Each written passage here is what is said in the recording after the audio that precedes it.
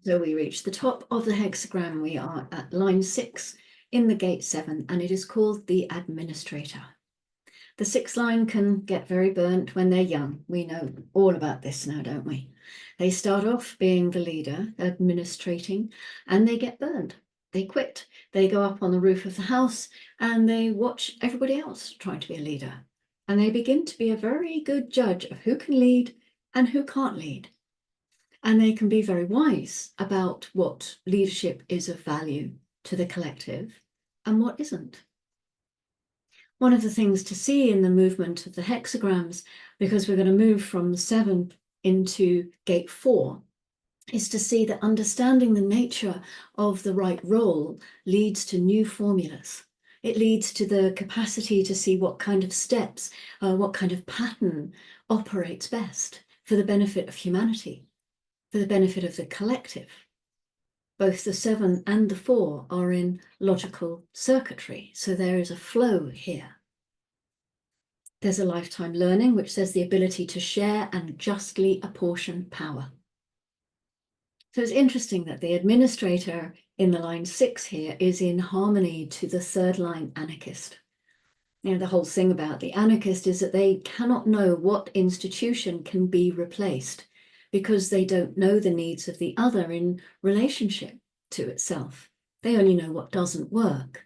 But in knowing what doesn't work, then they can build up an ability to recognize what things do work. And then ultimately, that can be the foundation of the wisdom in how to administrate, how to lead, how to apportion power, and how to apportion power justly. In the exaltation, we have the power to communicate the frameworks of responsibility, the capacity of the self through its role to communicate responsibility to others. So this is someone who leads in selecting and confirming leaders. Now, you can do this job, you can't do that job. They sit in their office and they know exactly who should be fired and who should be promoted. Yeah, it's a real gift that they have. They know who really does their job well and who needs to be kept an eye on. And they never say a word, actually, because it's not worth their trouble. What's in it for them? This is something the 6th line always wants to know. What's the benefit to me to giving myself the trouble of letting people know my wisdom? Now, they don't want to lead themselves. No 6th line wants to lead. It's not worth it. No, it isn't worth the fulfillment of being involved in the hexagram until they find for themselves something that is truly worthy of that kind of a commitment. In the detriment, we have the bureaucrat, or something like that. The bureaucrat whose lust for power eventually destabilizes the organization.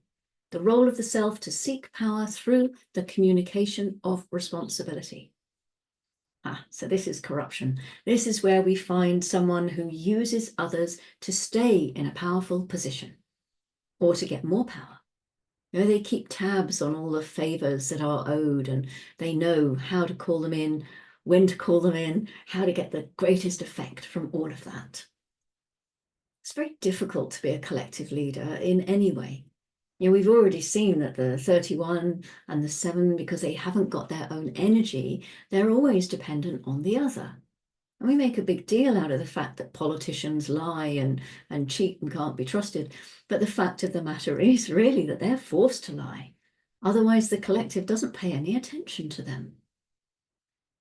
The collective is made up of lots of little tribes and clans, and the tribes and clans have to be lied to all the time because that's the basis of how they develop their cultures.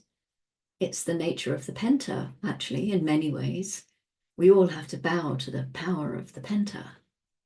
The tribe says, we're the best tribe. We've got the best this, we've got the best that.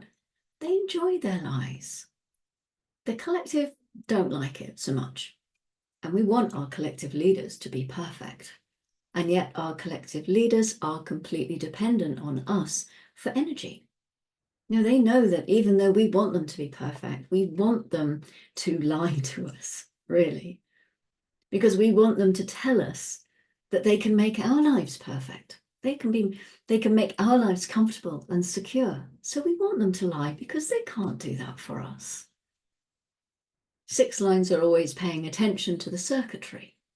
Through genetic continuity, we can look at the optimist in the 13-6 because it helps us to understand the administrator of the 7-6. The moment that we get to the 7-6, you actually get to a great deal of pressure because the logical circuitry is so important. The right patterns for humanity are so important. But there's something else. The optimist in the 13-6 carries with it the optimism or hope, really, that any interaction is important.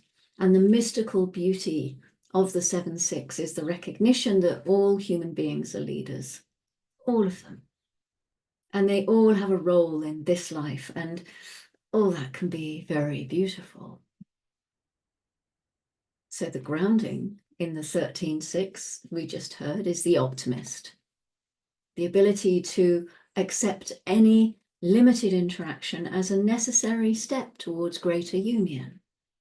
Ra said you can't get any wiser than this, because this is saying that everyone has something valuable to contribute, because everybody is an essential ingredient within the totality, in the experiential way.